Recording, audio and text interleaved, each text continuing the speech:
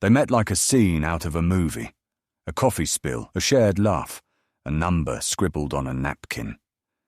She was smart, independent, the kind of woman who made plans for herself and didn't apologize for ambition. He was charming, attentive, the kind of man who remembered the small things. At first he listened, he uplifted, he adored. But slowly, love became a leash, made of whispered guilt, silent treatments, and boundaries she didn't remember agreeing to. She wasn't being hit. She wasn't being screamed at. So how could she explain the feeling of being owned? It wasn't just love. It was possession disguised as affection.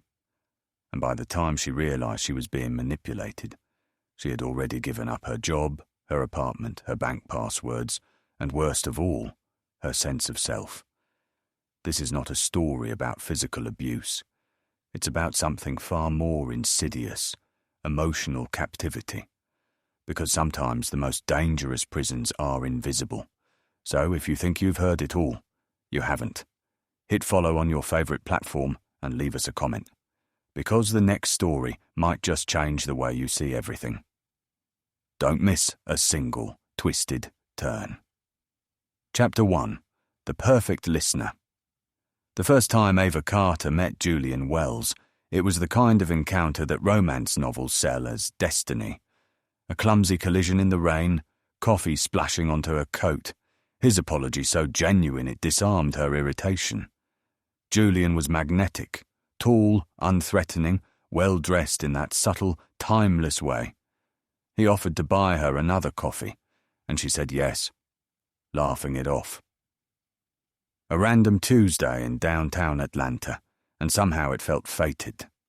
She had just landed a new role at a marketing firm, a senior strategist, ambitious, capable, and fiercely protective of her independence after a string of disappointing relationships. She wasn't looking. But Julian made himself hard to ignore. He didn't push. That was his charm. He asked about her dreams, her family, her worst fears. And unlike the men before him, she didn't see was how carefully he was mapping her weaknesses. By month 2, Julian was showing up with her favorite takeout without being asked. He anticipated her stress and soothed it before it even surfaced. I noticed you seemed tense this week, so I blocked off your Saturday. Let's go hiking, no phones. She was touched. Who had ever cared for her so actively? The sex was slow, deliberate, and deeply connective. Julian made her feel chosen. More than that, he made her feel safe. But the shift began quietly. It always does. It started with the suggestion, "You're always working late. Maybe scale back a bit. You deserve rest." Ava hesitated. "I just started this job." "I know, but don't you ever feel like you're just a cog in someone else's wheel?" It sounded reasonable, even romantic. Then came the jokes. "Wow, that dress is bold. I like it. Just don't wear it around your co-workers. You'll give them a heart attack." She laughed. He smiled. But the next time she reached for that dress, she paused. Julian moved in after 6 months. Not by force, not even by request. It was more like gravity, soft and inevitable. He left little things at first, a toothbrush, a jacket, his favorite mug. Then 1 week turned into a month. "My lease is up," he said one evening, "and this already feels like home." By the time she realized how much he had taken root, his name was on the mailbox. At dinner parties, Ava started noticing how Julian's compliments came with an edge. "She's the brains of the relationship," he'd joke with a tight grin. "But she still needs me to kill spiders and work the oven." It always got a laugh. Only Ava noticed how his hand tightened on her thigh when she corrected him, or how his smile disappeared when she outshone him in conversation. Later, in the car, he'd sigh. "I just think you enjoy embarrassing me sometimes. I know it's not intentional. You're just very, assertive. One day, Ava mentioned taking a solo trip, something she had always dreamed of doing. Julian blinked. Without me? It's something I planned before I met you. That's fine, he said, but he didn't touch her that night. The next morning, he cancelled their dinner plans. He forgot to feed her cat. When she asked if he was upset, he answered, "No, I'm just thinking. I have a lot on my mind." The trip was never mentioned again. By the time they hit their 1-year anniversary, Ava's inner world had shifted. She had stopped seeing her therapist. Julian didn't like how negative therapy made her. She had cut back on drinks with her co-workers. They were gossipy and draining. She hadn't visited her sister in 3 months. The last time she did, Julian had gotten food poisoning and really could have used her support.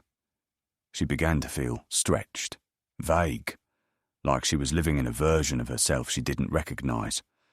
Ava's mother, Patricia, was the first to confront her. It was over brunch, 3 mimosas deep. "You seem quieter," Patricia said, more filtered. "I'm just tired."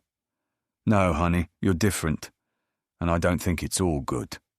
Ava rolled her eyes. "Please don't start." "I'm not starting anything. I'm just asking you to take a breath and ask yourself if you're still the woman you used to be proud of." That night, Julian brought home flowers. "Roses. Your mum mentioned they were your favourite. Figured I'd make up for stealing you away this weekend."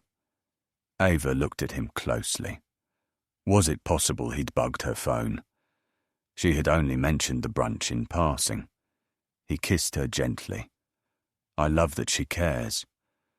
But she doesn't know us." She told herself love was compromise, that she was just in a relationship with a man who needed extra reassurance, and she had always been the strong one, right? But strength turned brittle when it's chipped at daily, when every "are you okay" becomes a burden, when even compliments feel conditional. Then came the night that changed everything. It was a Tuesday. Ava had just gotten a freelance offer from a large media firm, something she had submitted on a whim. She was ecstatic. When she told Julian, he smiled, but his eyes didn't. "That's great." She blinked. "That's it?" "No, I mean, it's just, you've been trying to find balance. This will just throw us back into that cycle. Late nights, anxiety, less time together. But this is a huge opportunity." He nodded slowly. "Of course, you should take it, if you're willing to risk what we've built." That night, he didn't come home. His phone was off. His last text read, "I need space to think." Ava sat on the edge of their bed and stared into the dark. She felt small, like a child caught doing something wrong. She never replied to the media firm. Weeks passed. The pattern hardened. Julian would vanish emotionally after any act of independence, then return with tenderness, promises, and gifts. But every apology came with a quiet rule. He never shouted, never hit, never cheated. He simply redirected, and Ava followed, like a flame following oxygen, until she finally snapped.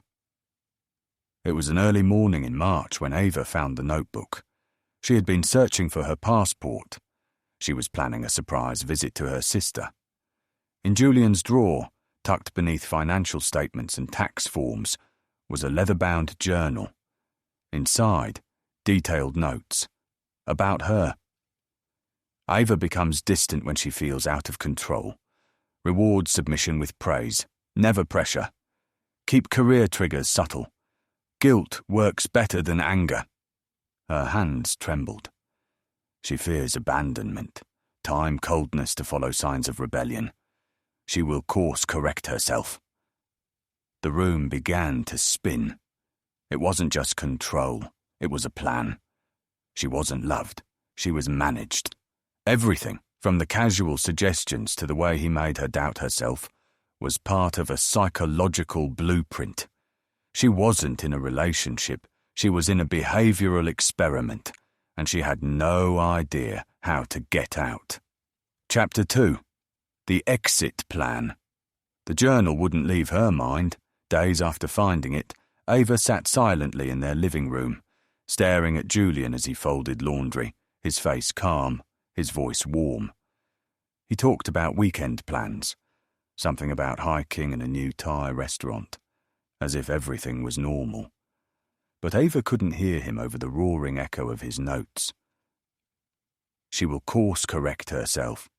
She had to leave, not just emotionally, physically, quietly, strategically. She began by gathering essentials. She restored her old laptop from a backup Julian didn't know existed. She visited her sister under the pretense of rekindling family ties. She got a P.O. box, a second phone. She memorized the closest 24-hour women's shelter. She didn't confront him. Not yet. She knew better. He didn't yell. He withdrew. And his silence was more brutal than fists. Instead, Ava smiled, kissed him, cooked dinner, said all the right things, because the only way out of psychological captivity is by making your captor believe you still love your cage. The tipping point came on a Thursday night. Julian had been in a strangely buoyant mood. He brought wine, picked a playlist. Ava sat across from him, swirling her glass. "I got a call from that agency," she said carefully. "The one I turned down." He looked up slowly. "Oh? They want me to consult? Just a few hours a week, from home." Julian smiled, but his shoulders tensed. "I thought we talked about overcommitting. It's just a small project. You wouldn't even notice." He stared for a moment too long, then nodded. "Of course. Do what you think is best." But that night, when Ava went to bed, he didn't join her.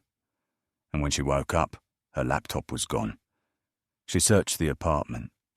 Nothing. She didn't scream. She didn't cry. She didn't give him that satisfaction. Julian returned mid-morning with breakfast and a bouquet of daisies. "I took the laptop to get it cleaned. You've been having issues, remember?" She nodded. "Of course. Thank you." But she knew what it was. A message. "I know when you move. I know when you lie." She smiled and made eggs, but inside, she was done. Day one of the exit plan. She waited until Julian was at the gym. He had a routine, always left his phone in the locker room. She knew she had exactly 73 minutes. She printed every page from the journal, stored them in a sealed envelope. She walked to a public library to use a different IP. She booked a moving van, one way, cash only. She emailed the freelance firm. "I'm back. Let's talk." That night, she told Julian she felt sick. He rubbed her back, made her tea, told her he loved her. She nodded. "I know." Day 4 of the exit plan. Julian's mood darkened. He accidentally called her by his ex's name. He criticized her cooking, her posture, her tone. "Are you mad at me?" he asked one night. "No," she said flatly. "Why would I be?" He smiled. "Good, because I don't think you realize how good we are together." That night, he initiated sex. Slowly. Softly. But Ava didn't move. She stared at the ceiling, silent. Afterward, Julian whispered, "You're not present lately. I feel it." She closed her eyes. "I'm just tired." Day 6 of the exit plan. She emptied their joint account. Not all at once, in increments. She made her final therapy appointment. In person. Cash. No digital trail. Her therapist didn't flinch when Ava showed her the journal. "This is emotional entrapment," she said. "You're not crazy." "I know, but I still feel crazy." That's how you know it's working. The final move was to pack. She did it in silence. Just the essentials. Clothing. Birth certificate. proof. She left the flowers on the counter, cooked his favourite meal, told him she loved him. Because the more confident he felt, the easier it would be to disappear. The morning of her escape. Julian was at work. She had a 3-hour window. The truck came, her sister arrived. The building manager, whom she had quietly prepped, helped her load the final box. At the last minute, she hesitated. She looked around at the apartment they had built, the framed pictures, the shared books, the handmade notes. She thought about the moments that felt like real love. But then she remembered the notebook, the way he used affection like a weapon, the way her dreams had been trimmed to fit his comfort. She walked out. But Julian wasn't done. Within hours, the texts began. I came home. Where are you? Are you safe? Ava, please, I'm worried. Then, you owe me an explanation. I gave you everything. You're nothing without me. She blocked him. He sent flowers to her sister's place, showed up at her old job. But Ava had already submitted the restraining order. She documented everything. Julian was clever, but the law doesn't require bruises when the paper trail bleeds manipulation. Weeks passed. The firm hired her full-time. Her therapist became an anchor. She moved into a new space, no shared keys, no ghost in the bed. And slowly, Ava came back to herself. The first time she laughed, really laughed. It startled her. She wasn't healed, but she was herself. Julian, on the other hand, didn't go quietly. He started a blog, painted himself as the abandoned one. He posted vague quotes about betrayal, about narcissists, about loyalty. He even tagged Ava once. She didn't respond. Because Ava had learned, silence is not surrender, it's freedom, and control only works when someone hands you the leash.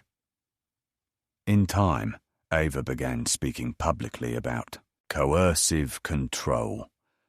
She didn't mention Julian's name. She didn't have to. Her story resonated with thousands, because too many women had been loved like that, gently erased in the name of protection, devotion, or care. She ended one talk with a line that had the audience in tears. Just because someone says they love you doesn't mean they don't want to own you. She still keeps the journal, not as a trophy, not as evidence, but as a warning, because love should never make you small. And anyone who makes you shrink in the name of connection isn't loving you. They're controlling you.